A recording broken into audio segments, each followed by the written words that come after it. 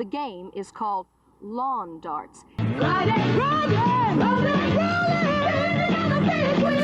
Think back to the 1980s when children roamed freely and risks were part of the adventure. Be careful was something that parents only said if you were hanging off of the roof. Dangerous had a whole different meaning back then, and kids knew how to push the boundaries. Join us as we dive into the wild, rule-breaking world of 1980s childhood. The scrapes, the thrills, and the near misses that made growing up feel like an endless adventure. Riding bikes without a helmet. If you had a bike and didn't want anything weighing you down, the last thing you would wear was a helmet. Nobody worried much about a head injury or a concussion. The only thing that mattered was the rush of wind through your hair. Kids could speed down hills, pop wheelies, and barely slow down for cars, and if you fell, you got right back up with scraped knees and elbows and maybe a few tears. Nobody was rushing to the emergency room. A helmet was something you'd see on racers, but not around the neighborhood. And most believed it limited the experience of riding free. Playing in abandoned buildings. Every neighborhood seemed to have that one crumbling old house that nobody lived in. It might be an unused warehouse, a half-finished construction site, and for children of the 80s, they were not off limits. We considered them treasure islands waiting to be explored. Stepping inside such a building was like going into a secret world with broken windows, creaky floors, and mysterious dusty rooms. You could spring up different stories about why it was empty, ghost stories being a perfect explanation that fit every narrative. The thrill of these stories was enough to not consider the risk, which included rotting floors, rusty nails, and sharp glass on the ground. Are you getting a sip of water? Show me how you get a sip of water from the hose. Drinking from the garden hose. Drinking from a garden hose was normal while you're playing tag or jumping rope. On a hot day, nothing beat going to the nearest hose, turning the knob, and getting a mouthful of cold water. It didn't matter the water had set in the hose for hours. It was refreshing, and the faint rubbery taste only added to the experience. We never questioned whether it was clean or thought about chemicals or bacteria. It was just another way to cool down and a simple pleasure that we saw as safe because it was ordinary. The hose was always in reach and only a sip away in the backyard, on the side of the house, or at a friend's place. Hitchhiking or accepting rides from strangers. The phrase stranger danger was not something common like it is now. Hopping into somebody's car didn't seem like a big deal. If you missed the bus or wanted to get somewhere fast, it wasn't unusual to put your thumb out and hitch a ride from a stranger or a neighbor who happened to be driving by. Accepting a ride was as common as asking for directions, and parents and children alike saw the world through a different lens of trust and familiarity. Though it seems wild today, we saw these rides as convenient rather than dangerous. Roller skating on busy streets. Lace up those heavy metal and leather skates and hit the pavement and roll through the streets of your neighborhood. Often, we do it moving in and out of traffic with a little more than a quick look over the shoulder. Whether it was in the middle of a bustling street or downtown, roller skating wasn't confined to parks or sidewalks. Busy streets and intersections became fair game. The thrill was in the speed and daring maneuvers as we darted between parked cars, hopped the curb, and raced each other down a steep hill. Sure, there was the occasional near miss with a car or a tumble onto hard asphalt, but stopping to think about danger? Not a chance. It was just all part of the adventure. Playing with BB guns. A BB gun was the ultimate toy when we were kids. It was something that made you feel daring and grown up. Armed with these guns, we could head out to the backyard or the nearby woods, stage a mock battle, or shoot at cans and makeshift targets. Safety goggles and protective gear? Well, that was unheard of. We'd often go head-to-head, sometimes firing at each other. And we'd play games that now sound like a recipe for the emergency room. BB guns were thrilling because they felt a little bit dangerous, and the occasional sting of a pellet wasn't seen as a threat, but rather just part of the fun.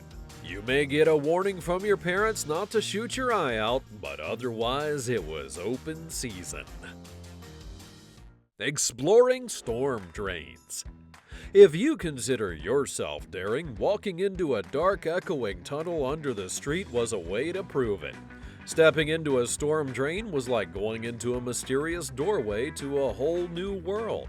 Sometimes there were groups of kids daring each other to go deeper, and flashlight in hand, ready for anything, and we would squeeze through openings feeling the damp air on our faces and allow our imaginations to run wild. The thrill was real, and every step was a scene from an adventure movie, with bats or graffiti and creepy sounds adding to the excitement. Nobody warned us about a flash flood, a slippery surface, or the fact that the drains weren't built for wandering children. They were secret hideaways and places to explore in groups with whispered voices, and the bigger the drain, the better the adventure. Climbing up high trees and structures. Climbing high trees and structures was an activity we engaged in every day. The higher you went, the cooler you were. Neighborhood trees became our personal skyscrapers, and we scaled them fearlessly, going as high as the branches could hold. Kids would also climb up to rooftops, hold fire escapes, or explore scaffolding around a construction site. A parent might shout, "Don't go too high," but we'd wave back and keep on climbing, laughing in the face of danger. The view from the top of a tree or a roof felt like a private little victory, and the height gave us a premium view that couldn't be explained. A space for only us to see the world in a way that most people never could. Going out alone without cell phones. Going out alone without cell phones was a standard practice. Kids today believe they're enjoying independence, and it really can't compare with the level that we had in our time. On a normal day, we'd get on our bike, get a couple of friends, and set off for the day. Most times, there was no way for our parents to reach us until we came home when the street light came on. We didn't have GPS to guide us or a smartphone to call for help. We relied on intuition, payphones, and if we were lucky, a friend's house would be nearby. Whether we were heading to the arcade, a friend's house, or exploring a nearby field, being out of contact was part of the experience.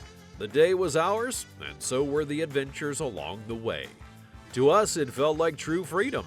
The idea of being unreachable and without backup seems risky now. In today's world, parents can easily track their children's devices and ask for real-life updates through texts and calls. Setting off firecrackers unsupervised.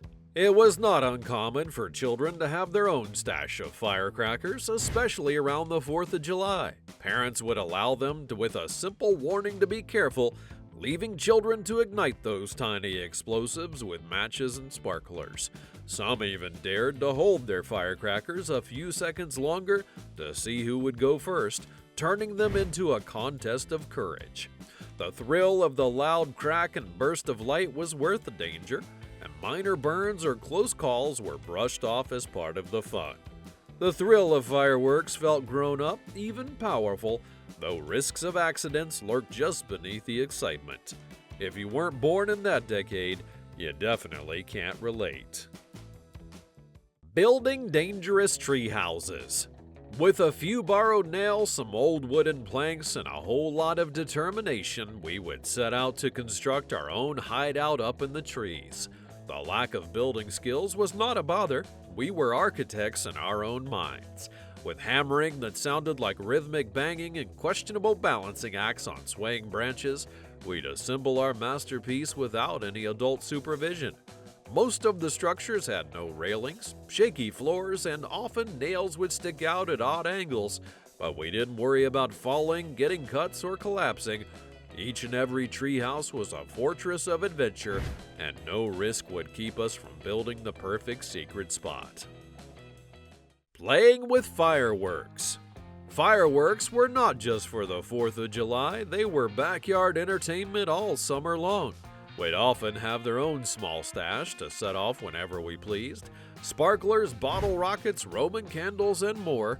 We'd light them up without any supervision, often creating a makeshift display in the backyard or even the street. We'd challenge each other to hold the sparkler as long as possible, and bottle rocket wars were a sport that brought us all together. There were near misses and minor burns, but we saw them as the price of admission for the fun. The bang and sparkle of fireworks made us feel like we were handling something exciting and powerful, though we rarely thought about the potential for serious injury. The thrills simply canceled all that out. Action. Riding in car trunks or back of pickups. Piling into the back of a pickup or the trunk of the car was a thrill like no other. If you wanted the most coveted spot during the road trip, you would claim it in the back of a station wagon, lying flat on blankets with siblings and friends, or better yet, bouncing in the open bed of a pickup truck. Seat belts were a mere suggestion, and in the bed of a truck, every turn felt like an amusement park ride. The wind whipping in your hair, the road flying by inches beneath you. It was pure exhilaration, and the risks of falling out were part of the fun. Riding like that gave you a sense of freedom and adventure, and you never imagined how truly dangerous it was. Swimming without life vests. If you found yourself near a pool, a lake, or river, you just jumped right in, with no adults watching and no flotation device. Many children taught themselves how to swim or learned the hard way by being thrown in by a friend or a sibling.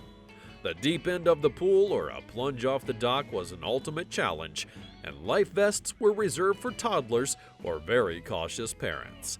The thrill of water combined with the lack of safety gear made every swim feel like a daring dive into independence. Looking back now, we realize how close we came to serious accidents, but at the time, water safety was not on anyone's radar. Using sharp pocket knives. Whether whittling sticks, carving initials into tree trunks, or manufacturing makeshift tools, pocket knives were a prized possession. You didn't need to be a scout to carry one, and nobody worried about how sharp it was or if you had any training. Parents would issue a brief warning to be careful, but once the knife was in our hands, it was all up to us. We'd sit around sharpening sticks, hacking at branches, and sometimes attempt to carve designs, oblivious to the dangers of accidental cuts. It was simply another tool in our pockets, one that made us feel capable, grown up, and ready for any outdoor challenge. Making and playing with makeshift slingshots. Slingshots were crafted out of tree branches, old rubber bands, and scraps of leather or cloth back then. Homemade, they provided a reason for fun, for many hours and a few minor injuries. With no idea of the potential for harm, we would launch a rock, a berry, or a bit of gravel, aiming at a tin can, a distant target, or sometimes each other. At other times, they were used to make vain attempts to shoot a bird that might be resting, and if you were ambitious enough, you could target them in the sky. The snap of the rubber and the fun of hitting a target was unbeatable. Precision and skill was the main goal, not safety, and misfires or accidental stings from ammunition were brushed off as part of the game.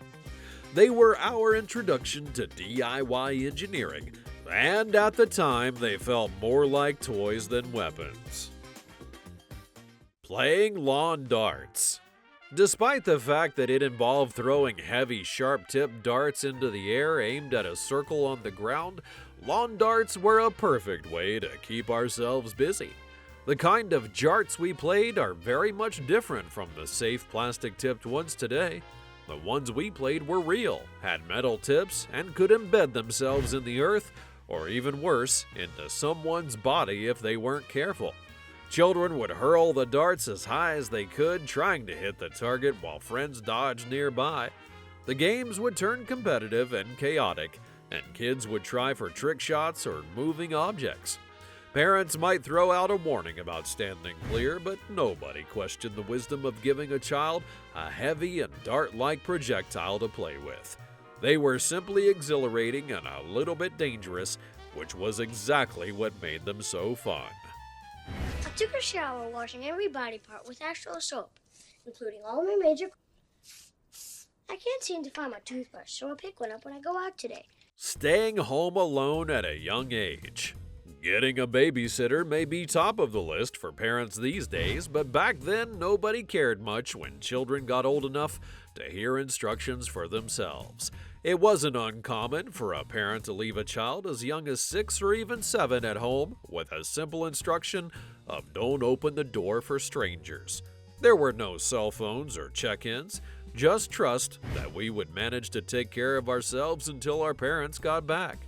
We'd entertain ourselves, cook a simple snack, or even handle basic chores. And sometimes we would have a younger sibling to babysit, which doubled the responsibility. We became our own supervisors, filling the quiet with whatever games or activities we could think of, and at the time it was thrilling, a glimpse of independence that any child craved.